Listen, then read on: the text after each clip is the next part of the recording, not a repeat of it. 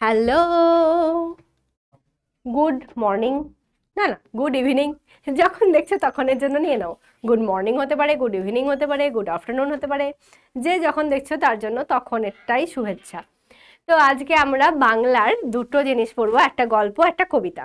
গল্পটা তো ভীষণ ফানি, প্রচণ্ড মজার একটা গল্প, খুবই একটা সুন্দর গল্প। আর একটা যেটা পড়বো সেটা হচ্ছে যে ঠিক সুন্দর মজার ঠিক নয়, একটু দুঃখের, একটু ভাবুক মনের কবিতা। তো আমরা যেটা যেটা পড়বো সেটা হচ্ছে কি করে বুঝবো পাড়াগার দুপোহর ভালোবাসি। নামটা শুনেই কিরকম একটা মনে হচ্ছে না যে আচ্ছা ম্যাম, কি করে বুঝবো যে আমি পাড়াগার দুপোহরটা ভালোবাসি, মানে কি দেখে আমি বুঝবো? দুটো মানে গল্প এবং কবিতার নামকরণটা এমনই বেশ সুন্দরভাবে মিলে গেছে, মনে হচ্ছে যে পুরো একটা মানে সেন্টেন্স বলছি, এইরকম লাগছে, তাই না? তো চলো, বেশি বকবক না করে আমরা শুরু করি আমাদের টপিক, কারণ গল্পটা পড়তে তো সময় লাগবে। ওকে, আমরা দুটো তো পড়বোই, আর তার সাথে কিছু জিনিসপত্র দেখবো। কোয়েশ্চেন আনসার আমি কি রেখেছি? ইয়েস, কোয়েশ্চেন আনসারও রেখেছি, তাহলে আমরা প্রশ্ন উত্তর লিখতে পারি।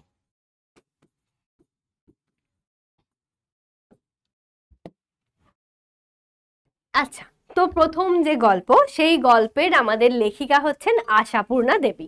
কি করে বুঝবো এই কি করে বুঝবো লেখিকা আশাপূর্ণা দেবী, তার সম্বন্ধে দু এক কথা জানি। অন্যতম শ্রেষ্ঠ বাঙালি লেখিকা, জন্ম কলকাতায়, স্কুল কলেজে পড়ার সুযোগ তার ঘটেনি। দেখেছো, মানুষ দেখো, স্কুল কলেজে পড়ার সুযোগ ঘটেনি, কিন্তু এত বড় লেখিকা তিনি। অথচ অসামান্য সূক্ষ্মদৃষ্টি, সংবেদনশীলতা, পরিচিত সমাজের অভিজ্ঞতার মাধ্যমে তিনি বাঙালি মধ্যবিত্ত জীবনকে আশ্চর্য দক্ষতায় তার গল্প উপন্যাসে তুলে ধরেছিলেন। তিনি দীর্ঘ জীবনে অসংখ্য উপন্যাস, গল্প এবং ছোটদের জন্য অজস্র বই লিখেছেন। এগুলির মধ্যে উল্লেখযোগ্য হচ্ছে ছোট ঠাকুরদার কাশি যাত্রা, প্রথম প্রতিশ্রুতি। আচ্ছা, এই নামগুলো একটুখানি মনে রাখবে, যে কোনো দুটো তিনটে নাম। তোমাদের তো অনেক সময় আসে যে লেখিকার লেখা দুটি গ্রন্থের নাম বলো, তখন দুটো বা তিনটে নাম তোমরা মনে রেখো। প্রথম প্রতিশ্রুতি, সুবর্ণলতা, বকুল কথা, এই তিনটেকে একসাথে বলা হয় ট্রিলজি, তিনটি লেখা একসাথে। অগ্নি পরীক্ষা, সাগর শুকায় যায়, শশীবাবুর সংসার, সোনার হরিণ ইত্যাদি। এখানের মধ্যে দেখো ছোট ছোট দুটো তিনটে যেগুলো তোমার মনে থাকবে সেই রকম কিছু কিছু নাম মনে রাখতে পারো। বেশ। তার রচিত অন্তত 63টি গ্রন্থ বিভিন্ন ভাষায় অনুদিত হয়েছে। তিনি রবীন্দ্র পুরস্কার, সাহিত্য একাডেমি পুরস্কার, লীলা পুরস্কার, জ্ঞানপীঠ পুরস্কার, একাধিক বিশ্ববিদ্যালয়ের ডিলিট এবং নানা সরকারি খেতাবে ভূষিত হয়েছেন। মানে বহু বহু পুরস্কার পেয়েছেন, বহু পুরস্কার তার ঝুলিতে ভরেছে। ঠিক আছে, তো সেই সমস্ত পুরস্কার সম্বন্ধেও একটা দুটো মনে রাখবে, সরি। ওকে, তাহলে চলো এবার আমরা মূল পাঠ্যে যাই। কি করে বুঝবো 6 বছরের বুকু? তাহলে প্রথমেই পাচ্ছি আমরা বুকুর বয়স, 6 বছরের বুকু। বুকুর বয়স। বাড়ির বাইরে রোয়াকে বসে খেলা করছিল। বাড়ির সামনে একখানা রিক্সা গাড়ি এসে থামলো। রিক্সা থেকে নামলেন দুটি বেজায় মোটাসোটা ভদ্র মহিলা আর একটি বুকুর মতো বয়সেরই ছেলে। সেটিও নেহাত রোগা নয়। তাহলে বেশ মোটাসোটা ভদ্র মহিলা, যারা রিক্সা থেকে নেমেছেন। কিসে করে এসছেন? রিক্সা থেকে নেমেছেন। বুকুর বয়স কত? 6 বছর। আর বুকু কোথায় বসেছিল? সে কিন্তু তার বাড়ির সামনে রোয়াকে বসেছিল, যেটা বলা হয় রক। বলে না যে রকে বসে আড্ডা দিচ্ছে? তো ওই যে বাড়ির সামনের যে একটা চাতাল মতো এক্সট্রা করে বাড়ানো বসে আড্ডা দেওয়ার মতো জায়গা থাকে, সেটাকে রোয়াক বলে। তো সেই জায়গাতে বসে তারা আড্ডা দিচ্ছিল। বুকু খেলতে খেলতে তাকিয়ে অবাক হয়ে যায়। আরে বাবা, রিক্সা গাড়ির অতটুকু খোলের মধ্যে এদের জায়গা হয়েছিল কি করে? শুনেই হাস্যকর লাগছে না যে এমনই মোটাসোটা দুটো মহিলা আর একটা ওর মতো বয়সী কিন্তু বেশ মোটাই গাবলু গুবলু একটা ছেলে, যখন তিনজনে একটা রিক্সা গাড়ি থেকে নেমেছে, ও বলছে আরে বাবা, এদের তিনজনের জায়গাটা হলো কি করে এইটুকুনি একটা রিক্সা গাড়িতে? দুটি মহিলার মধ্যে একটি মহিলা রোয়াকে উঠে একগাল হেসে বলেন, কি খোকা, চিনতে পারছো? যেমন ভাবে আমাদের বাড়িতে বহুদিন পরে পরে কোনো কোনো অতিথি এসে বলে, কি রে, চিনতে পারছিস? আমাদের মনে কি হয়, চিনতে তো আমি মোটেও পারছি না। সেই রকম টাইপেরই কিন্তু বুকুর ক্ষেত্রেও হয়েছে। তাহলে একজন তাকে জিজ্ঞেস করেছে, বুকু দুই কোমরে হাত রেখে দাঁড়িয়ে ওদের দিকে সোজা তাকিয়ে যেন বেশ তলিয়ে একটু ভেবে নেয়, তারপর গম্ভীরভাবে ঘড়ির পেন্ডুলামের মতো দুদিকে মাথা নাড়ে। তাহলে সে দুদিকে একদম কোমরে হাত দিয়ে দাঁড়িয়েছে, দাঁড়িয়ে ভালো করে দেখে নিচ্ছে, দেখে নিয়ে পেন্ডুলামের মতো না না না করছে, মানে মাথাটা এদিক ওদিক করছে, মানে সে জানে না দুদিকে মাথা নাড়ছে, সে তার মানে চেনে না, সেটুকুই বোঝাচ্ছে।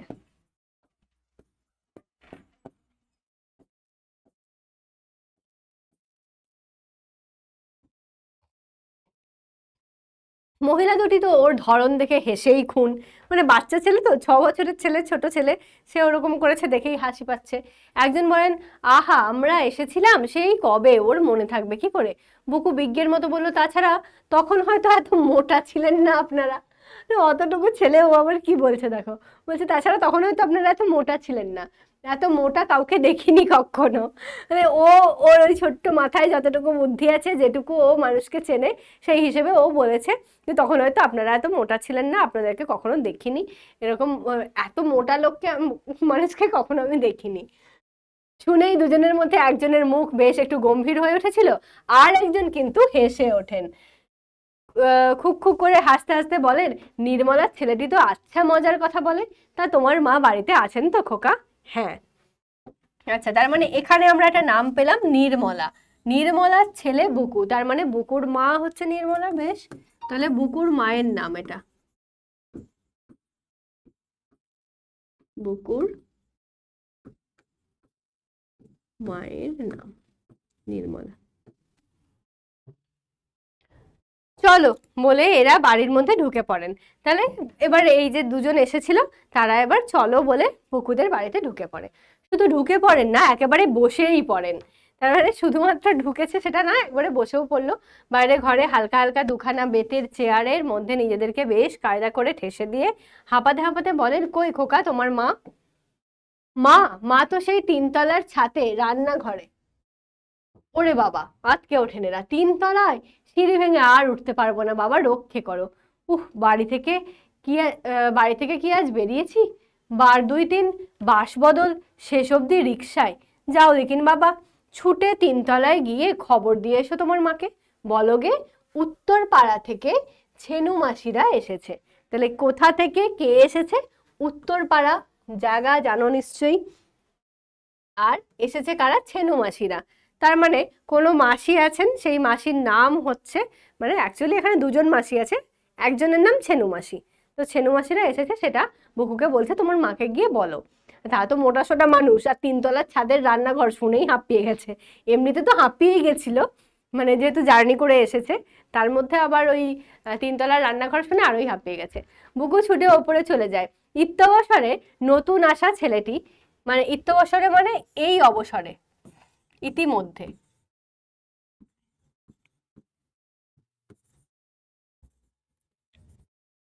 এই অবসরে বা ইতিমধ্যে বলতে আমরা যেটাকে বুঝি।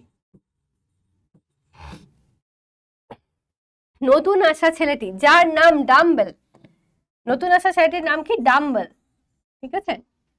এই যেগুলো ডাম্বেল করে বডি বিল্ডিং করে সেই ডাম্বেল, ওই রকমই অ্যাকচুয়ালি ডাম্বেল বানানটা এটাই, ঠিক আছে? ওই ডাম্বেলেরও বানান যেটা, এটাও সেটা। ডাম্বেল চেয়ারে গুছিয়ে বসার বদলে একখানা চেয়ার কনুইয়ের ধাক্কায় উল্টেছে।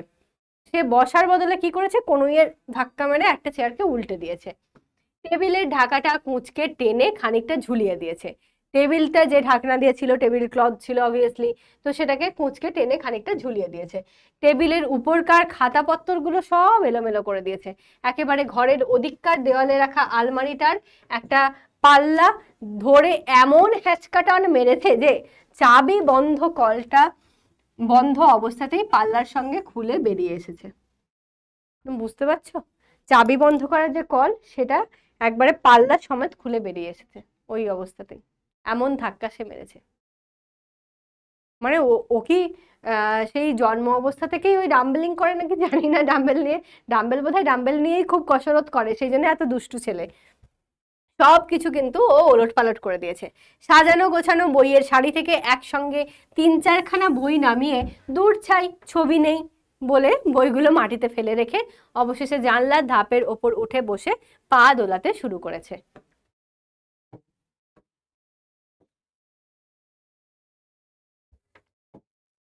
বুকু এসে বলল মা আসছেন। বললেন যে বললেন যে বলে সে কিছু একটা বলতে যাচ্ছিল যে তার মা কি বলেছে। ও কি কি কাণ্ড করেছো তুমি, আলমারি ভেঙে বই নামিয়েছো।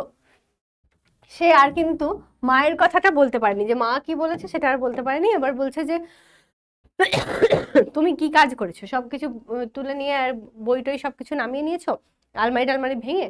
ডাম্বেল এবার অগ্রাহ্য ভরে বুকুর দিকে চোখ পিটপিট করে তাকিয়ে উত্তর দেয়, ইস আলমারি ভেঙে একেবারে গুঁড়িয়ে ছাতু করে ফেলেছি বলো, শুধু তো খুলেছি। মানে এবার ও বলছে যে আমরা যেমন বলি না এরকম একটা করি, একেবারে যেন ভেঙে ছাতু করে দিয়েছি, আমি তো শুধুমাত্র আলমারিটা খুলেছি। ও যে আলমারি একবারে পাল্লা সমেত টেনে বাইরে করে নিয়েছে সেটা তো ও স্বীকার করছে না, যে ওটা প্রায় ভাঙাড়ি সাজুজ্য, সেটা না করে শুধু বলছে যে আমি তো খুলেছি। বুকু জোর গলায় বলে, তা খুলেছই বা কেন? ও বই কার তা জানো না? তা জানো, সেজো কাকার। তাহলে ওই বইগুলো কার ছিল? সেজো কাকার, বুকুর সেজো কাকার। তাহলে এটা কিন্তু একটা প্রশ্ন যে আলমারির বইগুলি কার ছিল? বুকুর সেজো কাকার। সেজো কাকার বই মাটিতে, ইস সেজো কাকার বইগুলো মাটিতে পড়ে আছে, ও মানে ভেবেই আটকে উঠছে যে সেজো কাকা নিশ্চয়ই একটা কড়া স্বভাবের মানুষ, এখান থেকে আমরা বুঝতে পারি। তাহলে এটা আমরা লিখতে পারি যে বুকুর সেজো কাকা নিশ্চয়ই কড়া স্বভাবের মানুষ। বুকুর কথার ধরনেই বোঝা যায় সেজো কাকা লোকটি বেশ মোলায়েম নয়। এই যে ডাম্বেল কিন্তু বুকুর ভয়ের ধার ধারে না, ঠোঁট উল্টে বলে, ভারী তো বই, হতচ্ছাড়া বই, ছবি নেই। এবার ডাম্বেল সে ও বুকু যে কি বলছে, বুকু যে এসে ওয়ালাবাজি করছে, সেজো কাকা এই বলবে কি কে উমুক তুমুক কে কি বলবে ওর জানার দরকার নেই। হতচ্ছাড়া বই, একটাও ছবি নেই, আমার বেশি বেশি এইরকম টাইপের তার রোয়াব। বুকু গম্ভীরভাবে বলে, ছবি থাকবে কি জন্যে? ও কি ছোটদের বই? ও তো বড়দের বই। যেমন হাতির মতো চেহারা তোমার, তেমনই হাতির মতো বুদ্ধি।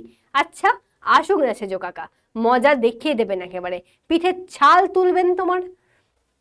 তাহলে বুকু কিন্তু বেশ বুদ্ধিমান বলতে হবে, মানে এক্ষেত্রে সে কিন্তু জানে যে সেজো কাকার বই মানে সেটা কিন্তু ছোটদের বই নয়, সেজন্য সে কিন্তু ডাম্বেলকে ভালো রকম শাসাচ্ছে যে ওটা কি ছোটদের বই, যে ওর মধ্যে ছবি থাকবে, ওটা তো বড়দের বই। আর কাকা আসুক না, একেবারে তোমার পিঠের ছাল চামড়া তুলে দেবে। দুটো মহিলা, যাদের মধ্যে একজনের নাম ছিল ছেনু মাসি আর অন্যটির নাম ছিল বেনু মাসি, তারা চোখ ডাব ডাব করে বুকুর কথা শুনছিলেন। এইবার রেগে গমগম করে ছেলেকে বললেন, ডাম্বেল বই তুলে রাখো, সব জায়গায় নিজের বাড়ি নয়, বুঝলে?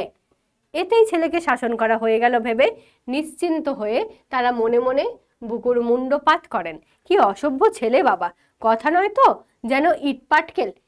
ছেলেকে কি শিক্ষাই দিয়েছে নির্মলা।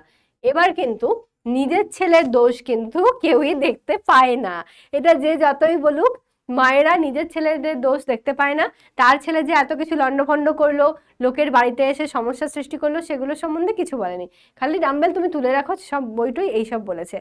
এবার কিন্তু যেহেতু বুকু এতগুলো কথা শুনিয়ে দিয়েছে, এবার বুকুকে বলছে যে কি ছেলেই না তৈরি করেছে নির্মলা। এইবার ঘরে এসে ঢোকেন বুকুর মা নির্মলা, আঁচলে ভিজে হাত মুছতে মুছতে। ঢোকা দেখেই বোঝা যায় কাজে ব্যস্ত ছিলেন। ঘরে ঢুকেই হই হই করে অভ্যর্থনা শুরু করে দেন। ও মা, আমার কি ভাগ্যি, ছেনু মাসি বেনু মাসি যে এতদিনে বুঝি মনে পড়লো, যেমন করে আর কি সবাই বলে, মানে সেরকম ভাবেই খুব একদম ব্যস্ত হওয়া সত্ত্বেও একদম হই হই করে এসে আপ্যায়ন করছে যে ও মা গো, আমার কি ভাগ্যি, ছেনু মাসি বেনু মাসি, এতদিন পরে তোমাদের আমার কথা মনে পড়লো, আহা গো এসো গো, এরকম করছে।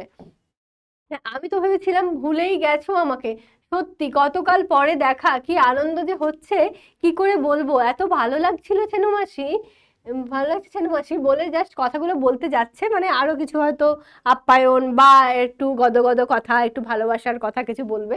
বুকুর মা যতক্ষণ কথা বলছিল বুকু অবাক হয়ে ফেলিয়ে মায়ের মুখের দিকে তাকিয়েছিল।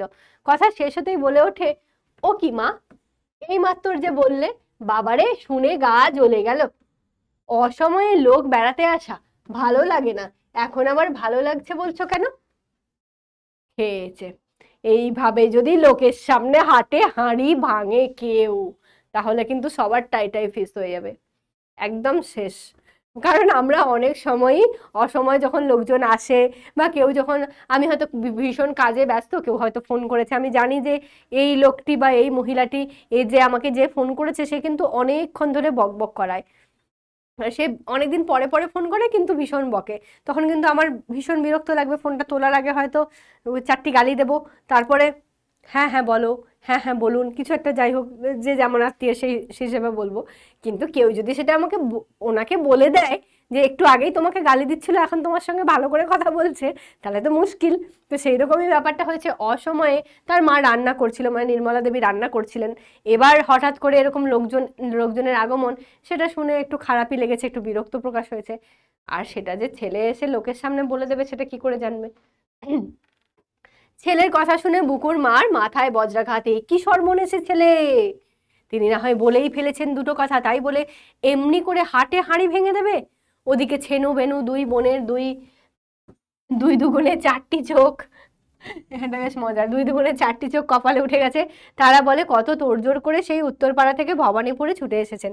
আচ্ছা, তার মানে আমরা এখানে কিন্তু পাচ্ছি যে বুকুদের বাড়ি কোথায়, ভবানীপুরে বুকুদের বাড়ি।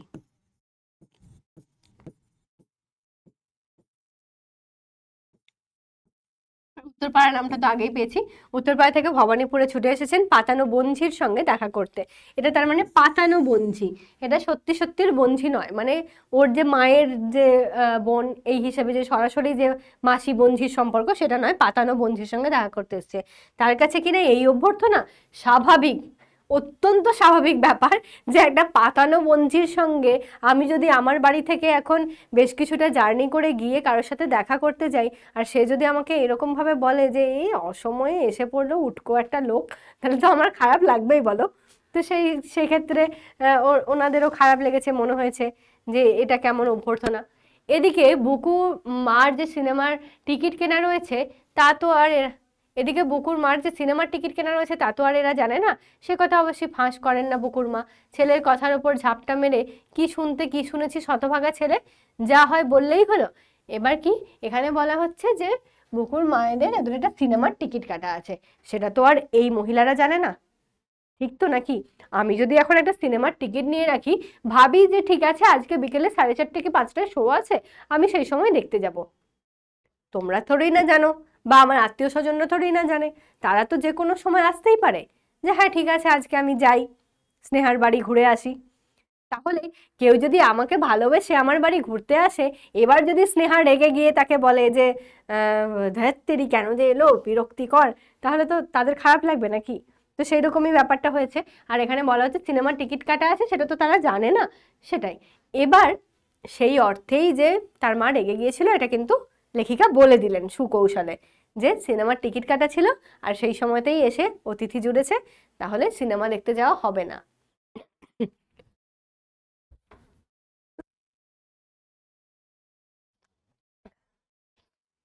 সেই জন্য বলছে কি শুনতে কি শুনেছি শতভাগা। ছেনুমাসি চালতা চালতা গাল ফুলিয়ে, চালতা চালতা গাল ফুলিয়ে মানে চালতা দেখবে গোল গোল টেবো টেবো বেশ সুন্দর হয় না? তো সেই যে চালতার যে গোল গোল ভাবটা থাকে, চালতা জিনিসটা এইরকম টাইপের হয়, তো ঠিক এরকম টাইপের দেখতে হয়। তো এই যে গোল গোল এই যে ধারগুলো থাকে, এইরকম ধারগুলো হচ্ছে চালতা চালতা, ওই জন্য বলা হচ্ছে গোল গোল গাল ফুলিয়ে তালের মতো করে গম্ভীরভাবে বলেন, আহা তা ছেলেকে গাল দিচ্ছ কেন নির্মলা, সত্যি তো অসময়ে এসে পড়ে কাজের ক্ষতি করে দিলাম। বুকুর মা ব্যাকুল হয়ে বলেন, কিচ্ছু না মাসিমা, এ সময়ে কোনো কাজ থাকে না আমার, এখন বিকেল বেলায় আবার এত কিসের কাজ? কিন্তু বুকু শেষ করতে দেয় না কথাটা, টপ করে তাড়াতাড়ি বলে ওঠে, বাহ, কাজ নেই কি, এখনই তো গাদা গাদা কাজ, সিনেমার টিকিট কেনা রয়েছে না, সিনেমার টিকিট কিনে রয়েছে না আমাদের, বাবা এলেই তো চলে যাব, তাড়াতাড়ি রুটি টুটি সব করে নেবে না? এবার বলছে যে তাহলে তুমি যে এই যে বলছো যে কাজ নেই, কেন মিথ্যে কথা বলছো? আমাদের তো টিকিট কেনা আছে, বাবা এলে আমরা যাবো, আর তাড়াতাড়ি রুটি ফুটি সব তুমি করে নিচ্ছিলে না? সেই জন্যই তার মানে বিকেলবেলা এসে তারা জুড়েছে। আর বিকেলবেলায় যে রুয়াকে বসেও আড্ডা দিচ্ছিল সেই সময় অতিথি এসছে। তাহলে বিকেলবেলা কি রান্না থাকে মানুষের? বিকেলবেলা রান্না রান্না থাকে না। কিন্তু যেহেতু তারা সিনেমায় যাবে সেই জন্য তার মা আগে থেকে রান্নার প্রস্তুতি করে যাচ্ছিল, যে তাড়াতাড়ি রুটি ফুটি করে নিচ্ছিল। এত তাড়াতাড়ি কথা বলে বুকু, তাকে আর কথার মাঝখানে থামানো যায় না। এরপর যদি বুকুর মা কালো ছেলের কান মলে লাল করে ছাড়েন, দোষ দেওয়া যায় তাকে? মানে কালো ছেলের বলতে বুকুর হয়তো গায়ের রং একটু চাপা, গায়ের রং কালো, সেই জন্য বলা হচ্ছে যে কালো ছেলের গাল কান টিপে যদি তাকে লাল করে দেয় কান মলে, কানমলে দিয়ে ধমক দেন, যা বেরো হতভাগা লক্ষ্মী ছাড়া ছেলে, ভূতে পেয়েছে নাকি আজকে? ও এরকম করে না, কিন্তু হঠাৎ করে সে যেন আজকে এরকম করছে। ওই জন্য তার মা বলছে সত্যি এ ছেলেকে ধরে আছাড় মারলে রাগ যায়, তোমরাই বলো ছেনু মাসি, কেবল বানিয়ে কথা বলে। বুকু চলে যেতে বুকুর মা ডাম্বেলকে নিয়ে পড়েন, ও মা ডাম্বেল যে দেখিনি তো এতক্ষণ, এত বড় হয়ে গেছে, আর কি সুন্দর দেখতে হয়েছে। বেনু মাসি তোমার এই ছেলেটিই বোধহয় সবচেয়ে ফর্সা, তাই না? তাহলে ডাম্বেল কার ছেলে? বেনু মাসির ছেলে।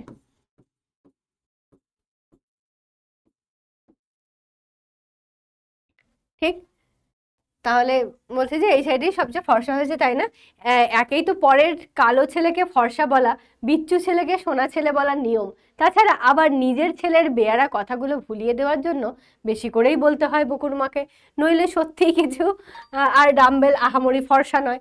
তাহলে পরিষ্কার বলা হচ্ছে ডাম্বেল কিন্তু আহামরি কিছু ফর্সা নয়, কিন্তু অন্যান্য ছেলেদের থেকে ফর্সা হয়েছে। তোমার ছেলেটা কি ভালো ছেলে, সোনা ছেলে, কুচু পুচু এরকম একটু করতে হয়, না হলে তো অন্যের ছেলেকে ভালো না বললে হবে না। তার উপর নিজের ছেলে যেহেতু এখানে বেয়াদবি করে গেছে, অন্যান্য বানিয়ে বানিয়ে অনেক কথা বলে গেছে। এবার বানিয়ে কথা বলেছে না সত্যি সত্যি বলেছে সেটা তো পরের কথা, কিন্তু মোট কথা এরকম বলেছে, হাটে হাঁড়ি ভাঙার কথা।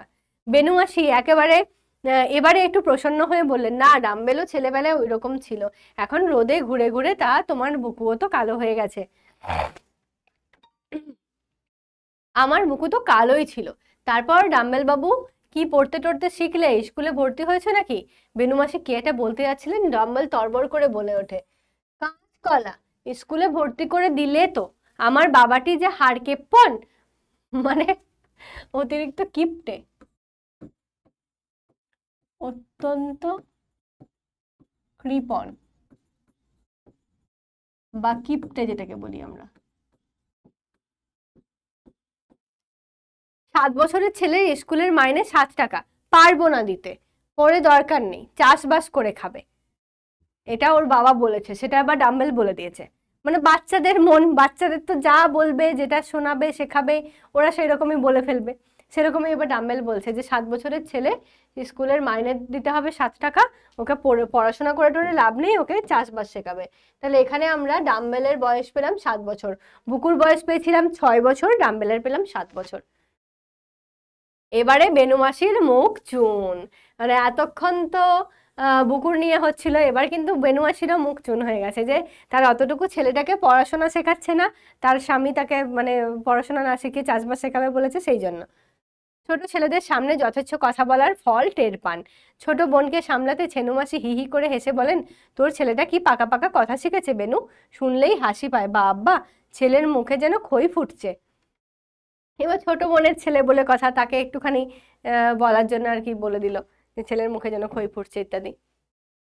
ইত্যবসরে বেনুমাসি ধাতস্থ হয়ে উঠেছেন, তিনি বললেন, আজকালকার সব ছেলেই ওইরকম দিদি, এই এক্ষুনি দেখলে না নির্মলার ছেলে বুকু, ডাম্বেল বই দুখানে একটু হাত দেবার জন্য কিরকম শাসালো, বলে কি না যেমন হাতির মতো দেখতে তেমন হাতির মতো বুদ্ধি। এটা আমি যখনই পড়ি আমার এত হাসি পায়, প্রথমবারে যখন বলেছিল তখনও ভীষণ হাসি পাচ্ছিল। এটাও মানে যেহেতু সে গোলগাল মোটু ছোটু, সেই জন্য তাকে বলছে যে যেমন হাতির মতো দেখতে তেমন হাতির মতো বুদ্ধি, মানে মোটা বুদ্ধি। বুদ্ধি মোটা কাদেরকে বলে, যাদের বুদ্ধি শুদ্ধি খুব একটা নেই। সেজো কাকা তোমার পিঠের ছাল তুলবেন, এইসব টেনে টেনে হাসতে থাকেন বেনু মাসি। এবার কি হচ্ছে, তার মানে বেনু আর ছেনু মিলে একবার মানে বুকুর কথা পারছে, আবার কখনো হয়তো ডাম্বেলের কথা পারছে, এরকম ভাবে দুজনের কথা মিলিয়ে মিশিয়ে বলে মানে বিষয়টাকে চাপা দেওয়া, ধামা চাপা দেওয়ার চেষ্টা করা হচ্ছে। ঠিক আছে, শুনে তো বুকুর মার আক্কেল গুড়ুম, হঠাৎ আজ কি হলো ছেলেটার, সত্যি ভূতে টুতে পেলো নাকি?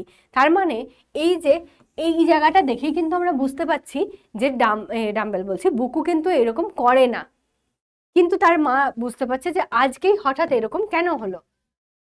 কই এমন অদ্ভুত বেয়ারা তো ছিল না, তার মানে এরকম অদ্ভুত বেয়ারা সে ছিল না, কি এমন হলো? কি আর করেন, প্রায় কাঁদো কাঁদো হয়ে বললেন, সত্যি এই ছেলেকে নিয়ে যে আমার কি জ্বালাই হয়েছে ছেনুমাসি, হাড় ভাজা ভাজা হয়ে গেল।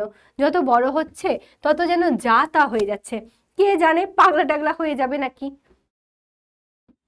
পাগলা বললে যদি দোষ খণ্ডায়, ছেনুমাসিরা অবশ্যই তেমন বোকা নয় যে সহজে ছেলেকে পাগল বললেই তাই বিশ্বাস করবেন।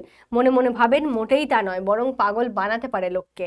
তার মানে কি, ওরা লোকেরা মানে বাইরেকার লোকেরা তো বুঝতে তো পারছে বিষয়টা। এবার বলছে যে মোটেই তা নয়, মানে তোমার ছেলে পাগল তো নয়ই, বরং পাগল বানাতে পারে লোককে, এমনই তার মানে তুখোড় বুদ্ধি, সেই হিসেবে বলা হচ্ছে। তো এটা কিন্তু মানে বেশিরভাগটাই ব্যঙ্গ করে বলা, আর বলছে না, বিষয়টা মনে মনে ভাবছে। মানুষ তো একে অপরের নিয়ে খারাপ কথা ভাবতেই থাকে, সেইটাই আর কি। হঠাৎ একটা হুড়মুড় ঝনঝন শব্দে তিনজনেই চমকে ওঠেন। আর কিছু নয়, সেলফের ওপর থেকে টেবিল ল্যাম্পটাকে ফেলে শেষ করে দিয়েছে ডাম্বেল।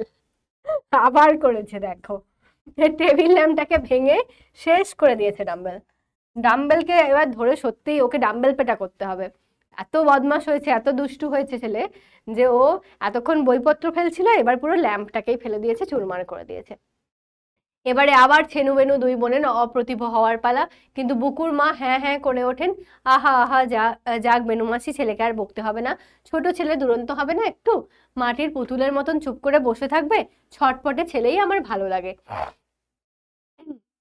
কাজগুলোতে বকুর মা আরো বলেন, যে ছেলেরা ছোটবেলায় দুরন্ত থাকে তারাই নাকি বড় হয়ে মহাপুরুষ হয়। আচ্ছা, এই লাইনটা দাগ দেবে, এটা কে বলেছে সেই হিসেবে? এটা বুকুর মা অর্থাৎ নির্মলা বলেছে।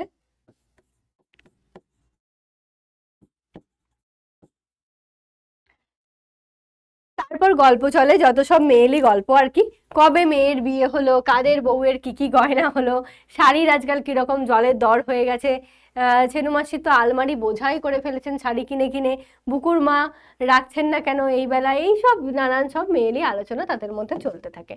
গল্প থামাতে হয়, বুকু আর বুকুর সেজো খুড়িমা দুজনে মিলে অতিথিদের জন্য চা আর খাবার নিয়ে আসেন, বড় বড় রাজভোগ আর ভালো ভালো সন্দেশ, সিঙ্গারা, নিমকি। ছেনুমাসিরা খাবো না খাবো না করে অবশ্য যেন ভয়ানক একটা কষ্টকর কাজ করেছেন, এইভাবে সবই খেয়ে ফেললেন। ডাম্বেল গাঁও গাঁও করে সবকিছু খেয়ে ফেলে, রেকাবির রস চাটে বসে বসে। মানে কত কি তাদের জন্য এনেছিল, সন্দেশ, সিঙ্গারা, নিমকি, আবার রাজভোগ, সব তারা খাবে না খাবে না করে সবই তারা খেয়ে ফেলে। ডাম্বেল তো আবার বসে বসে রসটাও চেটে নেয়, মানে খাওয়া তো হয়েইছে, এবার একটু চেটে নিই ভালো করে। ডাম্বেল কিন্তু খুব দুষ্টু।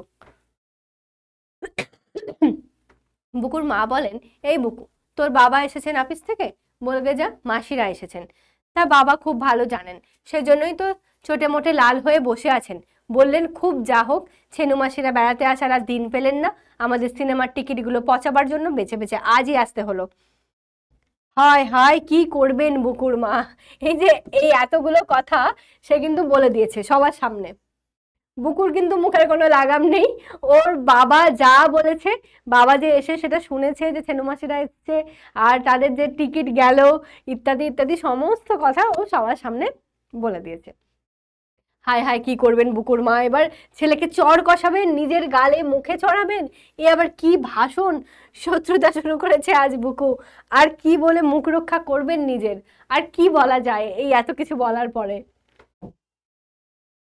শুধু মনে মনে ভাবতে থাকেন, এরা একবার উঠলে হয়, ছেলের হাড় একটাই মাস একটাই করে ছাড়বেন, মানে হাড় একটাই, মানে হাড় একদিকে আর মাংস একদিকে, ইধার কা উধার সবকিছু একদম এলোমেলো করে ছাড়বে, মেয়েরে হাড়গোড় গুঁড়িয়ে দেবো, এরকম বলে না বাবা মায়েরা, ঠিক যেন সেই রকম করবে।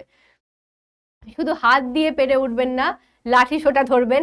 ছেনুমাসিরা বিশ্ব বিশ্বস্তর মূর্তি বললেন, আচ্ছা তাহলে উঠি নির্মলা, তোমার অনেক ক্ষতি করে গেলাম। এবার তারা আর পারলো না, এবার তারা বলছে যে ঠিক আছে, এবার কিন্তু আমরা উঠছি নির্মলা, তোমার অনেক ক্ষতি করেছি, মানে তারা আর অপমান সহ্য করতে পারছে না। যে হ্যাঁ, অসময়ে এসছে, নির্মলার অসুবিধা করেছে, সব সেই অবধি মেনে নেওয়া গেছিল, কিন্তু নির্মলার বর এসে মানে হাজব্যান্ড এসেও যে এইভাবে তাদের সম্বন্ধে বলবে আর বাচ্চাটা এসে যে সব কথা বলে দেবে, এটা তো মেনে নেওয়া যায় না। সেই জন্যই এমন কথা। বুকুর মা কোন মুখে আর বলবেন, আবার এদিকে এসো ছেনুমাসি ফ্যাল ফ্যাল করে তাকিয়ে থাকেন বোকার মতো। ডাম্বেল জুতোর মধ্যে পা গলাতে গলাতে বুকুকে বলে, আমায় তো খুব বলা হচ্ছিল তুই স্কুলে ভর্তি হয়েছিস। বুকু টান টান করে বলে, নিশ্চয়ই। কোন স্কুল? আদর্শ শিক্ষা প্রতিষ্ঠান। কখানা বই রে? সে অনেক, সব মিলিয়ে 7-8টা। বাবা, আর কত দেরি করবে তোমরা? যাও এবার, রাত্রির হয়ে গেল যে। এখন মা কখনই বা রান্না করবে আর কখনই বা তোমাদের নিন্দে করবেন। নিন্দে মানে মা কখন রান্না করবে এই অবধি ঠিক ছিল, মা কখন এবার নিন্দে করবে এটাও ওকে বলতে হতো? ভাই রে, লক্ষ্মী ছাড়া বুকু আমার, মানে সমস্ত কথা বলে দিয়েছে। ছেনুমাসিরা শুধু হার্ট ফেল করতে বাকি রাখেন। এটা তো ভীষণ মজার। মানে এত কিছু শুনে মানুষের হার্ট ফেল করাটাই বাকি থাকে, আর কিছু বাকি থাকে না। অলরেডি সব শেষ হয়ে গেছে, মন মস্তিষ্ক যা কিছু ছিল সবকিছু মোটামুটি শেষ। আর বুকুর মা, তার মুখ দেখে মনে হয় হার্ট ফেল করেছেনই বুঝিবা। মানে বুকুর মায়ের অবস্থা মোটামুটি শেষ, এর তো হার্ট ফেল করতে বাকি আছে। বুকুর মায়ের মনে হচ্ছে হার্ট ফেল করেই নিয়েছে, যে এই ছেলেকে নিয়ে আর কি করব কি করব। এবারে ডাম্বেল ঘুষি পাকিয়ে আসে, নিন্দে কেন রে? নিন্দে কিসের? বাহ, নিন্দে করা হবে না? বুকু যেন অবাক হয়ে গিয়েছে এইভাবে বলে। বেড়াতে আসা লোক চলে গেলে নিন্দে করতে হয় না তাদের? বলতে হবে না ছেলেটা কি অসভ্য হ্যাংলা, মাসিরা কি অহংকারী, এসে তো মাথা কিনলেন, শুধু শুধু এক গাদা পয়সা খরচ হয়ে গেল। তাছাড়া বলে আরো কিছু বলতে যাচ্ছিল বুকু। বুকু এত তাড়াতাড়ি কথা বলবে ধরলে কথা থামায় কে? যা বলবার সবই বলে নেয় সে। তবু ওর তাছাড়া থেকে থামিয়ে দিয়ে ছেনুমাসি বলেন, বলো বাবা, প্রাণ ভরে বলো। বলে গটগট করে চলে যান। পিছন পিছন বেনুমাসি আর ডাম্বেল। ছেনুমাসি বয়স বেশি, তো ছেনুমাসি এবার মানে ছেলেকে এরকম ভাবে বলে আর সে গটগট করে হাঁটতে শুরু করেছে। আর অপমান নিতে পারছিল না তারা। আর ওরা বেরোবার সঙ্গে সঙ্গেই বুকুর মা রণচণ্ডী মূর্তি নিয়ে শুরু করেন ছেলেকে ঠ্যাঙাতে। এবার ছেলেকে মারতে শুরু করেন। ঠ্যাঙান আর চেঁচান, বল শয়তান ছেলে, কেন ওরকম কথা বললি? বল, শিগগির বল, মেরে মেরে তোকে মেরেই ফেলবো আজ। তবু চুপ করে আছিস কেন? ওসব বললি? যতক্ষণ না বলবি মার থামাবো না আমি। লক্ষ্মী ছাড়া পাজি বাঁদর, লোকের সামনে আমার মুখে চুনকালি। মানে স্বাভাবিক ব্যাপার, তার মা এরকম ভাবে বলবেই। লোকের সামনে সত্যিই তার মুখে চুনকালি, মানে আর কিছু মান সম্মান বজায় রাখেনি বুকু। গোলমাল শুনে বুকুর বাবা এসে হাজির। কি হলো কি? ছেলেটাকে বেধড়ক পেটাচ্ছ কেন? পিটবো না? বুকুর মা হাঁপাতে হাঁপাতে বললেন। পিটিয়ে ওকে তক্তা করবো আমি। মানে আমি হাসবো না চিৎকার করে পড়বো সেটাই ভাবছি। জানো ও কি করেছে আজ? একে একে ছেলের ভুতুড়ে বুদ্ধির কথা বলতে থাকেন মা, আর শুনতে শুনতে বাবা রেগে আগুন হয়ে ওঠেন। তখন তিনিও লেগে যান প্রহারে। তখন বাবাও তাকে মারতে থাকে, কারণ তার বাবা সম্বন্ধেও তো বলেছিল, তার বাবা যে ফিরে এসে অফিস থেকে ফিরে এসে রেগে গিয়েছিল এসব শুনে, সেগুলোও তো বলেছে, কারণ বাবাও তাকে মারতে থাকে। প্রহার করা মানে মারা।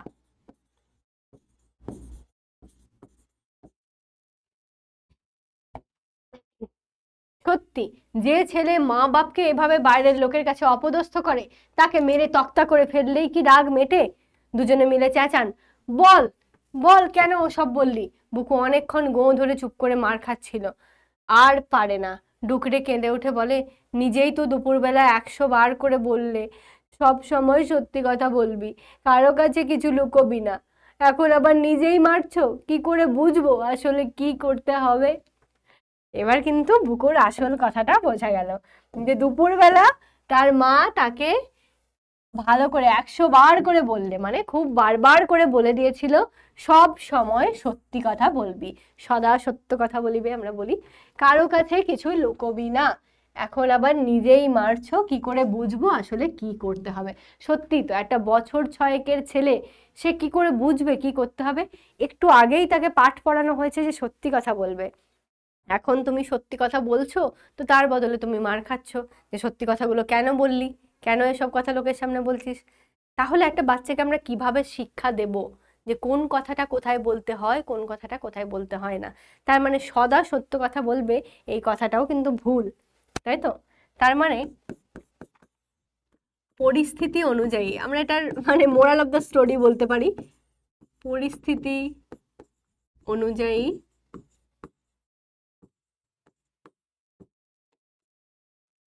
সর্বদা মানুষ সত্যি কথা বলতে পারে না। ঠিক,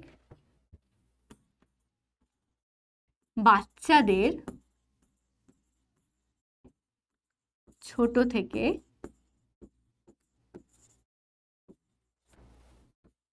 এই শিক্ষাই দিতে হবে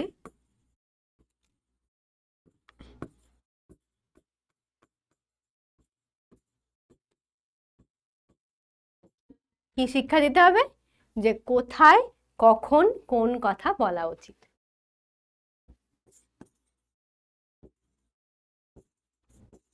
কোথায় কখন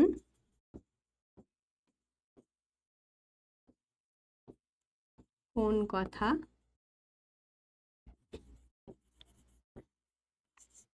বলা উচিত। বেশ, এটার সাথে সাথে আমরা গল্পটা শেষ করলাম এবং নেক্সট আমাদের পাড়াগার দুপোহর ভালোবাসি এই কবিতায় আমরা এবার এন্ট্রি নেব। দেখা যাক কি আছে পাড়াগার দুপোহরের মধ্যে। এখানে তো একটা দেখলাম দুপোহর শব্দের অর্থ কি? দুপোহর শব্দের অর্থ হচ্ছে দ্বীপ্রহর, মানে দুপুর বেলা। ঠিক, আমরা বুকুর কথা জানলাম। বুকুকে তার মা দুপুরবেলা শিখিয়েছিল যে সর্বদা সত্যি কথা বলবে, আর তারই কাণ্ডস্বরূপ বিকেলবেলা অনেক কিছু ঘটে গেছে। তো এবার আমরা দেখব যে পাড়াগার দুপ্রহর কিভাবে কবি ভালোবাসতে শিখিয়েছেন, বা কি কি জিনিস আমাদের মনে আসতে পারে পাড়াগার দুপ্রহরের কথা বললে বা দ্বীপ্রহরের কথা বললে। তো কবি জীবনানন্দ দাশ, তার সম্বন্ধে দু এক কথা জানি। রবীন্দ্র পরবর্তী বাংলা সাহিত্যের অন্যতম শ্রেষ্ঠ কবির জন্ম অধুনা বাংলাদেশের বরিশালে। তার প্রথম কাব্যগ্রন্থ হচ্ছে ঝরা পালক, 1927 খ্রিস্টাব্দে সেটা প্রকাশিত হয়। অন্যান্য কাব্যগ্রন্থের মধ্যে রয়েছে ধূসর পাণ্ডুলিপি, বনলতা সেন, মহাপৃথিবী, শাস্ত্রী তারাত্রিমির, রূপসী বাংলা, বেলা অবেলা কালবেলা প্রভৃতি। তার রচিত আখ্যানের মধ্যে রয়েছে মাল্যবান, সুতীর্থ, জলপাইহাটি প্রভৃতি প্রভৃতি। পাঠ্য কবিতাটি তার রূপসী বাংলা কাব্যগ্রন্থের অন্তর্গত।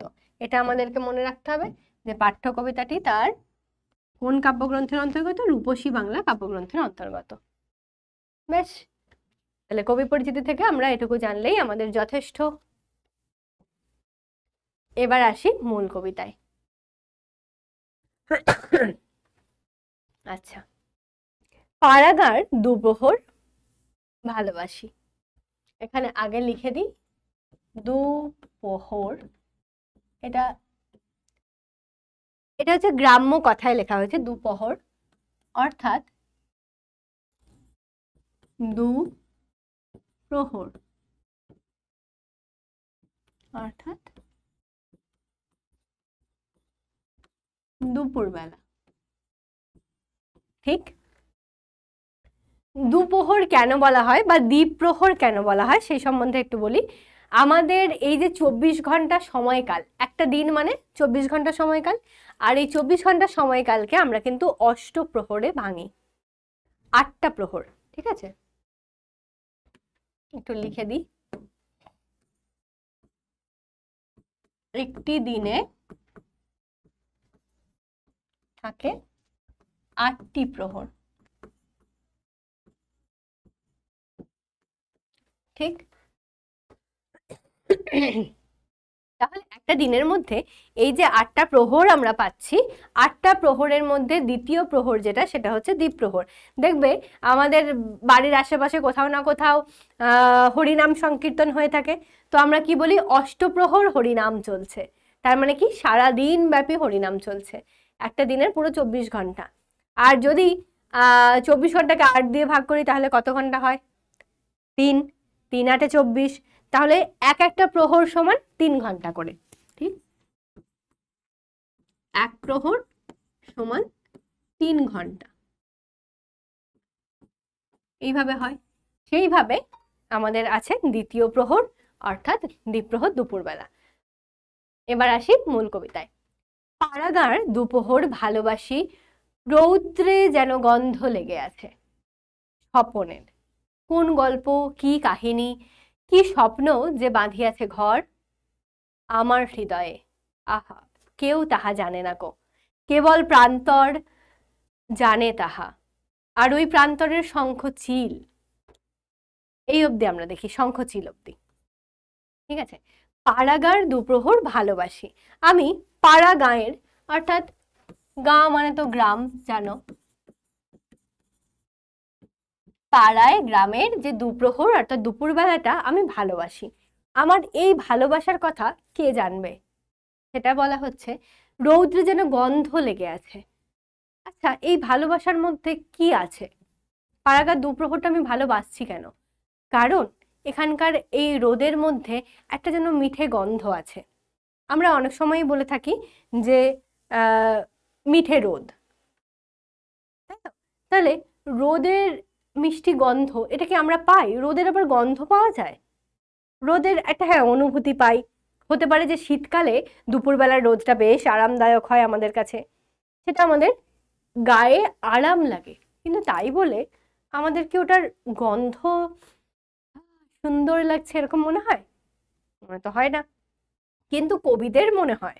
কারণ কবি সাহিত্যিক যারা, তারা কিন্তু সমস্ত জিনিসের মধ্যে বিভিন্ন দিককে খুঁজে বের করেন, সমস্ত কিছুকেই যেন তারা অনুভব করার চেষ্টা করেন।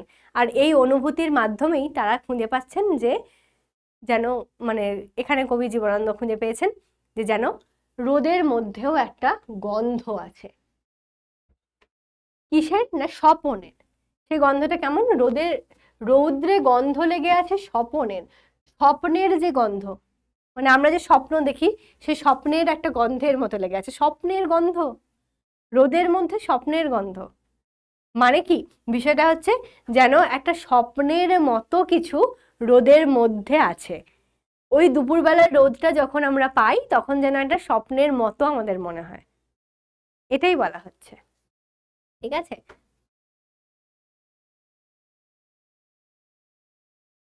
কোন গল্প, কি কাহিনী, কি স্বপ্ন যে বাঁধিয়াছে ঘর আমার হৃদয়ে। বলছে যে এই যে পাড়াগাঁয়ের দুপুরবেলাটা, এই যে রোদ্দুর, এই যে মিষ্টি একটা স্বপ্নের মতো রোদ্দুর, এগুলো যেন কোনো একটা গল্প, কোনো একটা কাহিনী, একটা স্বপ্ন বেঁধেছে আমার হৃদয়ের মধ্যে, আমার মনের মধ্যে তো জায়গা করে নিয়েছে সেগুলো, তাই তো? আমরা যখন কোনো জায়গায় বেড়াতে যাই, ধরো আমরা সমতল ভূমির বাসিন্দা, আমরা যখন পাহাড়ে বেড়াতে যাই তখন সেই পাহাড়ের সৌন্দর্য, সতেজতা, সজীবতা দেখে আমাদের মনের মধ্যে যেন একটা সুন্দর কিছু অনুভূতি বাসা বাঁধে, তাই তো? একটা স্বপ্নের মতো কিছু তো কখনো কখনো বাসা বাঁধে, আমরা তো ভাবি অনেক কিছু। তো সেই রকম সেই সৌন্দর্য যেন একটা কোনো গল্প নিয়ে, কোনো কাহিনী নিয়ে, কখনো কখনো দেখবে এটা কিন্তু সবার মধ্যে হয়, কেউ কিন্তু লুকাবে না বিষয়টা, কিন্তু ভেবে দেখবে যে আমরা অনেক সময় মনে মনে নিজেকে অন্য কিছু ভাবে কল্পনা করতে ভালোবাসি। ঠিক, আমরা মনে মনে এরকম গল্প বানাই তো, যে পাহাড়ে বেড়াতে গেছি, আমার এত ভালো লেগেছে, আমি নিজে নিজে কল্পনা করতে শুরু করেছি যেন এই পাহাড়েই আমি কখনো ছিলাম, এইটাই আমার বাড়ি ছিল, এদের মতোই আমার বেশ সুন্দর একটা জীবনযাত্রা ছিল, সচ্ছল, কোনো চিন্তা ছিল না, একটা চিন্তামুক্ত জীবন, মানে এইরকম যেটাতে আমাদের মন আনন্দ পায়, সেই রকম ভাবনায় আমরা ভাবিত হই, সেই রকম গল্প কাহিনী আমরা নির্মাণ করি, সেখানে নিজেকে চরিত্ররূপে আমরা সেখানে বসাই। ঠিক, আর সেই রকমই কিন্তু এটা, যে কোনো গল্প কাহিনী স্বপ্ন যেন বাঁধছে আমার হৃদয়ের মধ্যে। আহা কেউ তাহা জানে না কো, কেবল প্রান্তর জানে তাহা। কেউ তাহা জানে না, এটা কেউ কিন্তু জানে না। কি জানে? কেবল প্রান্তর জানে তাহা। প্রান্তর মানে কি? মাঠ, মানে বিশাল ফাঁকা মাঠ, বড় বড় যে প্রান্তর। তাহলে আমি ফাঁকা মাঠ লিখছি বুঝতে সুবিধার জন্য, যে বিশাল ফাঁকা মাঠ, সুন্দর প্রান্তর, সেটাই শুধুমাত্র জানে যে কি স্বপ্ন, কি জিনিস আমার মনের মধ্যে বেঁধেছে। আর ওই প্রান্তরের শঙ্খচিল, শঙ্খচিল হচ্ছে এক ধরনের চিল, যার মুখ থেকে গলার অংশটা, কিছুটা পেটের দিকটা সাদা রঙের হয়, সাদা ধবধবে একদম হয়, আর ডানার কাছটা একটু অন্য কালার হয়। তো এই যে সাদা ধবধবে কালারটা মানে শাঁখের মতো দেখতে হয় অনেকটা, সেজন্য তাকে শঙ্খচিল বলা হয়। তো ওই প্রান্তরের শঙ্খচিলও কিন্তু জানে আমার হৃদয়ের সেই খবর। তাহাদের কাছে এ যেন এ জনমে নয়, যেন ঢের যুগ ধরে কথা শিখিয়াছে। তাহলে তাহাদের কাছে, এই যে তাদের কাছে মানে যে সেটা মাঠ প্রান্তর শঙ্খচিল যেই হোক না কেন, সেই প্রকৃতির কাছে যেন মনে হচ্ছে যে ঢের যুগ আগের কথা, অনেক যুগ আগে থেকে যেন এই কথাটা আমরা শিখিয়াছি। এটা এই জনমের নয়, শুধুমাত্র এই জনমে এইরকম কিছু একটা অনুভূতি পাচ্ছি সেরকম নয়, যেন মনে হচ্ছে জন্ম জন্মান্তর ধরে আমার এই প্রকৃতির সঙ্গে সেই নিবিড় যোগ। এ হৃদয় স্বপ্নে যে বেদনা আছে, শুষ্ক পাতা শালিকের স্বর, ভাঙা মঠ নকশা পেরে শাড়িখানা মেয়েটির রৌদ্রের ভিতর হলুদ পাতার মতো সরে যায়। জল সিঁড়িটির পাশে ঘাসে শাখাগুলো নুয়ে আছে। আচ্ছা, ওই অবধি বলছি। এ হৃদয় স্বপ্ন যে বেদনা আছে, এই যে বলছে হৃদয়ের স্বপ্নের মধ্যে একটা বেদনা আছে। হৃদয়ের স্বপ্নের মধ্যে যে আমাদের স্বপ্নের মধ্যে যে বেদনা থাকে তার প্রতীক স্বরূপ তিনি কি কি দেখছেন? স্বপ্নের বেদনা বোঝানোর প্রতীক হিসেবে দেখা হচ্ছে এই যে, যেমন বলেছে শালিকের স্বর, শুষ্ক পাতা। শুষ্ক পাতা মানে কি? শুষ্কতা মানে তার মধ্যে সজীবতা নেই।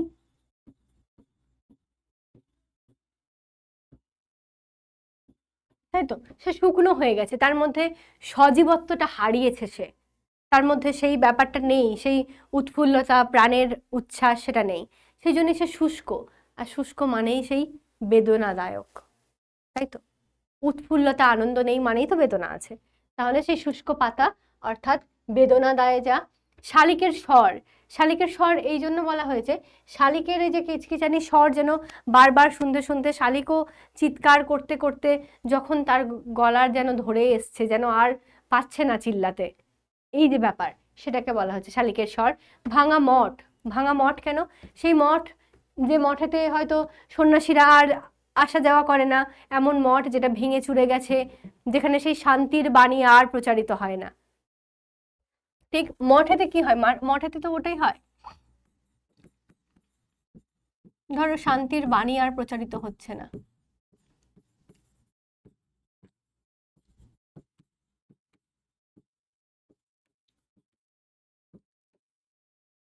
নকশা পেরে শাড়িখানা মেয়েটির রৌদ্রের ভিতর হলুদ পাতার মতো সরে যায়। নকশা পেরে শাড়ি, একটা মেয়ের কথা বলা হচ্ছে। জীবনানন্দ তার বেশিরভাগ কবিতাতেই প্রকৃতির সঙ্গে সাযুজ্য রেখে একটি মেয়েকে কল্পনা করেন। যেমনভাবে আমরা আকাশের সাথী তারা কবিতাতেও আমরা দেখে থাকি যে কোনো একটা কেশবতী কন্যার কথা তিনি সেখানে বলেছেন।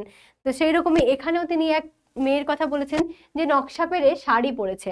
নকশা পেরে মানে যে শাড়ির পাড়গুলো নকশা আঁকা থাকে, সেই নকশা পাড়যুক্ত যে শাড়ি, সেটা হচ্ছে নকশা পেরে শাড়ি। সে মেয়েটির যেন রৌদ্রের ভিতরে হলুদ পাতার মতো সরে যায়। হলুদ পাতা যেমন ভাবে রৌদ্রের মধ্যে আরো শুকনো মরছে যায়, যেমন ভাবে সেখান থেকে সরে যায়, ঠিক তেমনই যেন তার শাড়িটাও বা তার সেই ভাবনাটা, সেই সেই বেদনাটা আসলে এই নকশা পেরে শাড়ি এবং হলুদ শুষ্ক পাতা সমস্ত কিছু তো সেই বেদনার কথাটাকেই প্রকাশ করছে, সেটা যেন আস্তে আস্তে সরে যাচ্ছে। জল সিঁড়িটির পাশে ঘাসে শাখাগুলো নুয়ে আছে বহুদিন ছন্দহীন বুনো চাল তার।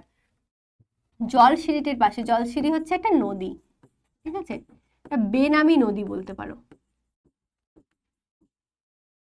দেখবে জীবনানন্দের কবিতায় ধানসিঁড়ি, জলসিঁড়ি এইরকম নদীর কথা আমরা প্রায় পেয়ে থাকি, যেগুলো কিছু বেনামি ছোটখাটো নদী।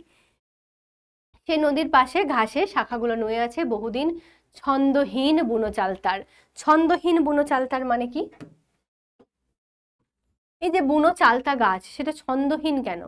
কারণ সেখানে হয়তো হাওয়া নেই, গাছটা হয়তো নিঃসঙ্গ। যখনই আশেপাশের কোনো গাছ নেই, অন্য কোনো তার বন্ধু বান্ধব নেই, তার মানে কি আছে? তার মধ্যে নিঃসঙ্গতা কাজ করছে, নিঃসঙ্গ, একাকী। তাই তার মধ্যে যেন কোনো ছন্দবদ্ধতা নেই। কিংবা যদি হাওয়া দোলা না দেয় তাহলে গাছের পাতা দুলবে না, তার মধ্যে সেই ছন্দের যে আন্দোলন, সেই যে দোলা, সেই দোদুল দোলাটা আমরা দেখতে পাবো না। জলে তার মুখখানা দেখা যায়, ডিঙিও ভাসিছে কার জলে, জলে তার মুখখানা দেখা যায়, অর্থাৎ এই যে শাখাগুলো নুয়ে আছে বহুদিন ধরে, যে চালতার বলেছে যে এই যে বুনো চালতার যে শাখাগুলো নুয়ে আছে তার মুখখানা জলে দেখা যায়, অর্থাৎ জলেতে তার ছায়া পড়ে।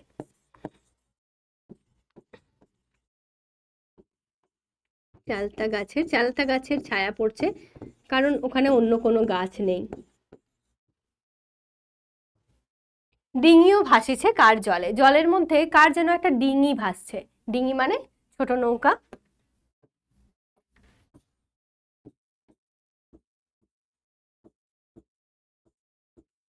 ছোট নৌকাকে ডিঙি বলা হয়।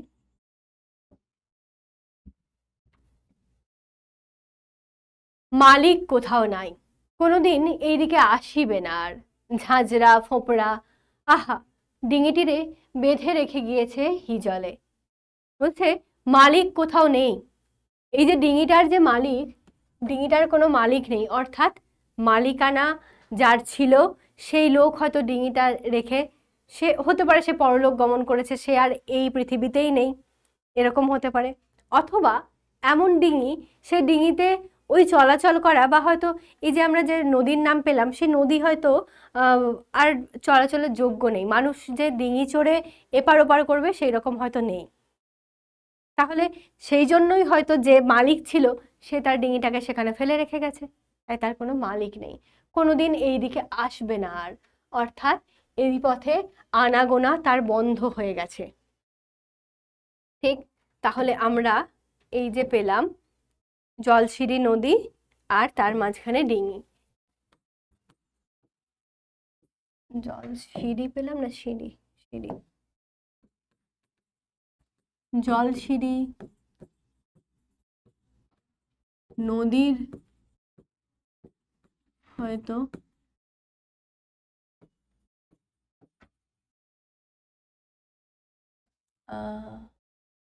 জলে ডিঙি পারাপার আর হয় না, হয়তো কোনো সময় সেখানে ডিঙি পারাপার হতো, তাই তো, ডিঙি পারাপার করা হতো ডিঙির মাধ্যমে, অর্থাৎ নৌ চলাচল যেটাকে বলে থাকি সেটা হতো নিশ্চয়ই কোনো এক সময়, সেই জন্যই সেখানে স্বচ্ছতা, সেই জলের মধ্যে আগে কোনো ঘোলাটে ভাব হয়তো থাকতো, কিন্তু বর্তমানে এখন শুধুমাত্র ওই বুনো চালতার গাছটা আছে যার ছায়াটা পড়ছে। কিংবা দূরে আমরা একটা ডিঙি দেখতে পাচ্ছি, সেই ডিঙিটা কোথায় বাঁধা আছে, সেই ডিঙিটা আসলে ঝাঁঝরা ফোঁপড়া হয়ে গেছে, মানে সেটা ভেঙে চুরে গেছে, তাই তো।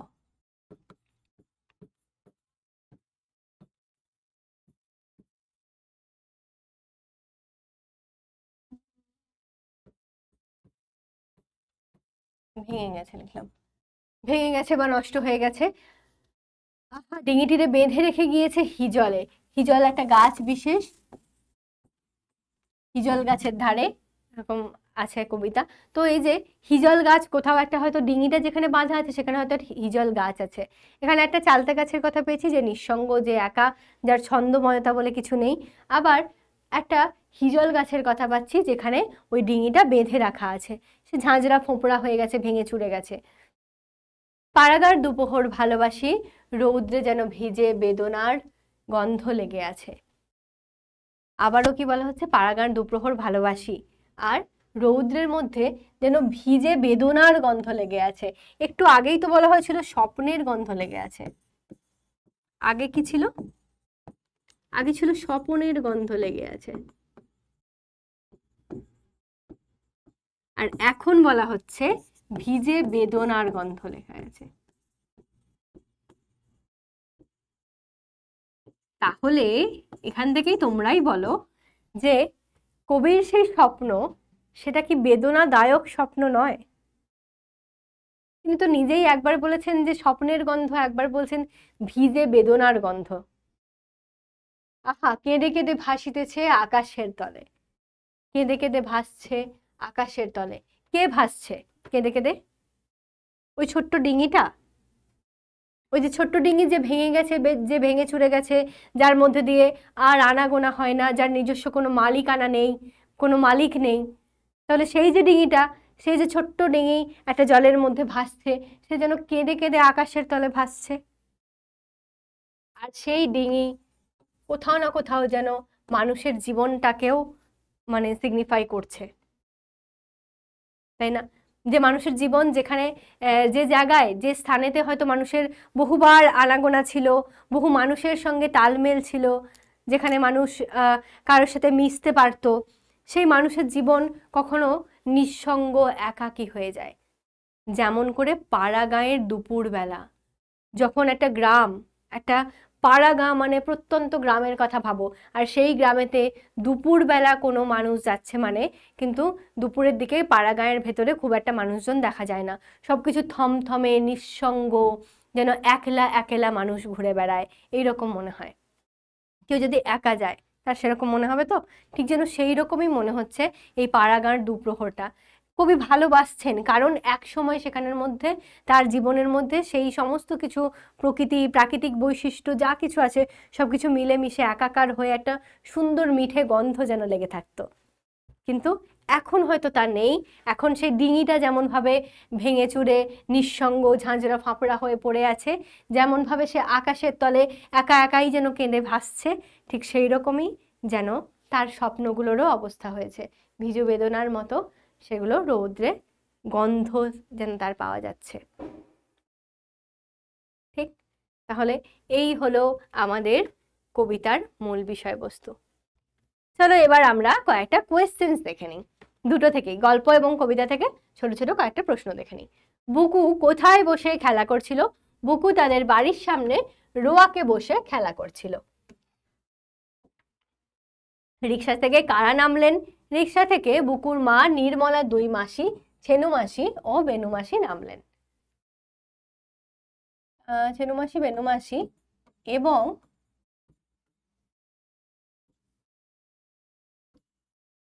এক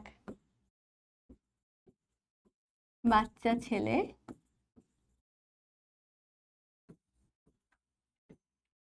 ডাম্বল। এটা আমি ব্র্যাকেটে রাখছি, যেহেতু নামলেন জিজ্ঞেস করা আছে তাই জন্য নামলেন দিয়েই শেষ করব। এবং এক বাচ্চা ছেলে ডাম্বল নেমেছিল তাদের সাথে। ডাম্বল আলমারি ভেঙে কার বই নামিয়েছিল? ডাম্বল আলমারি ভেঙে বুকুর সেজো কাকার বই নামিয়েছিল, যিনি কিন্তু খুব একটা ভালো মানুষ ছিলেন না, কঠোর কঠিন ছিলেন। ঠিক তো? ছেলের কথা শুনেই বুকুর মার মাথায় বজ্রাঘাত। ছেলের কথা শুনে বুকুর মার মাথায় বজ্রাঘাত কেন পড়েছিল? বুকুর মা যে বিকেল বেলায় ছেনু মাসিদের আসার ব্যাপারে একটুও খুশি হয়নি সে কথাই বলেছিল বুকু তাদের সামনে।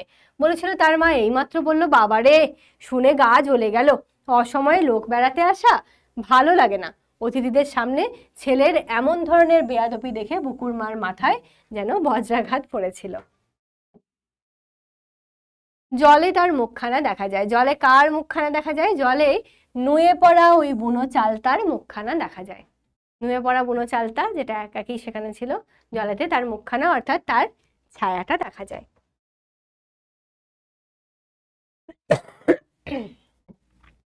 ডিঙিও ভাসিছে কার জলে?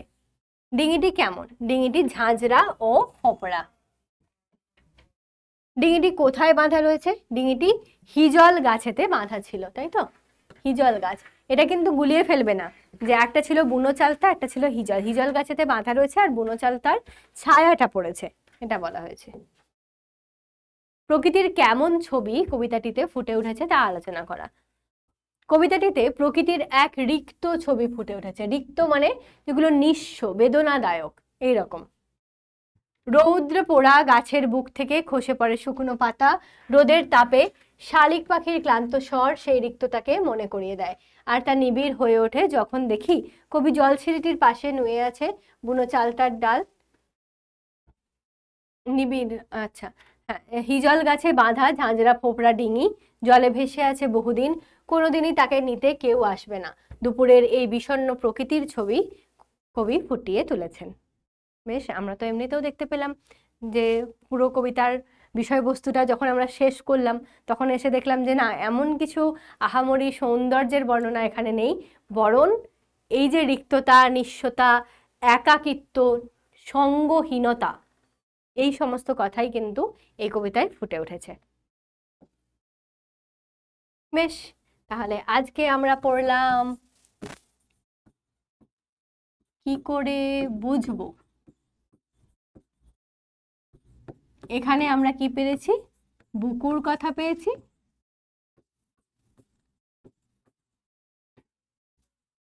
যে বুঝতে পারছিল না যে কখন সত্যি বলতে হয় আর কখন মিথ্যা বলতে হয়, কখন সত্য বা মিথ্যা বলতে হয়। আর পাড়াগার দুপ্রহর ভালোবাসি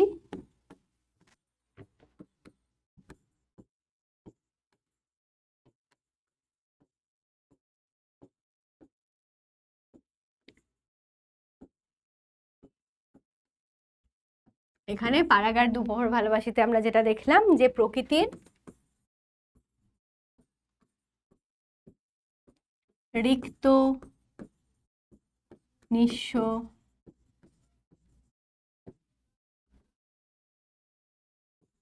সঙ্গীহীন বেদনাদায়ক চিত্র।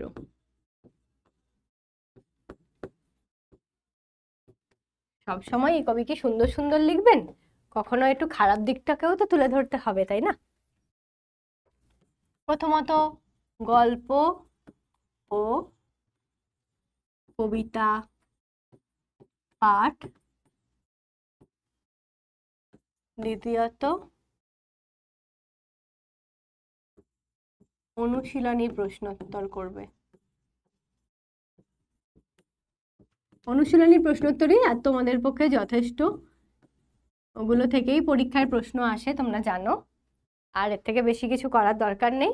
তাও নিজেরা যদি কিছু কিছু শর্ট কোশ্চেন জেনে থাকো, বা আমি যেমন পড়াতে পড়াতে গল্পের কিছু কিছু জায়গায় দাগ দিয়ে দিলাম কোনো কিছুর, হ্যাঁ কবিতার ক্ষেত্রে অবশ্যই অর্থগুলো দেখতে হবে।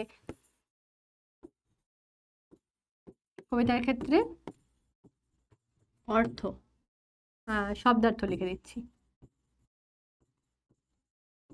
শব্দার্থ পড়বে পড়বে এবং লিখবে, প্র্যাকটিস করবে। শব্দার্থগুলো থেকেও অনেক সময় শর্ট কোশ্চেন এসে যেতে পারে, ঠিক আছে? তাহলে আমরা গল্প কবিতা যাই বলি না কেন সেটা পাঠ তো অবশ্যই করব, কবিতার বিষয় প্রসঙ্গ সমস্ত কিছু বুঝবো, অনুশীলনীর প্রশ্নোত্তরগুলো ভালো করে করব, যার স্কুল যেমনভাবে তোমাদেরকে গাইড করবে, যেমনভাবে টিচাররা বলবেন সেইভাবে পড়বে।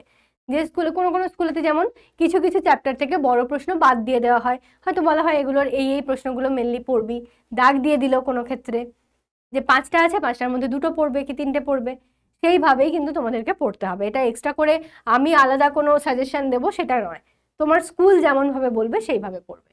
আর যে কবিতার ক্ষেত্রে অবশ্যই শব্দার্থগুলোকে মানে মাথায় রেখে তোমাদেরকে পড়তে হবে।